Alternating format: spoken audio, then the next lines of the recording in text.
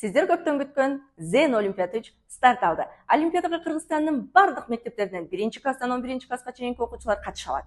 Олимпиада кыргыз тили, орус тили, англис тили жана математика предметтеринен болмокчу. Катышуучулар 3 категорияга бөлүнүп, 1-4-класс, 5-8-класс, 9-11-класс болуп эсептелинет. Эң алдыңкы орунду алган окуучулар үчүн ноутбук, планшет, телефон жана сааттар ыйгарылмакчы. Эң кызыгы 9-11-класстар үчүн Түркия мамлекетинин эң алдыңкы университеттеринен 100%, 75%, 50%, 25 жана 10% сертификаттар берилет.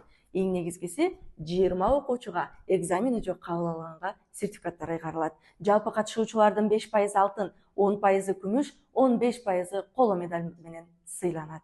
Андан сырткары катышкан ар бир окуучуга сертификаттар ыйгарылат. Олимпиадага катышам десеңиздер, чамдаңыздар. Олимпиадага катталуунун эң акыркы күнү бул 20 ноябрь.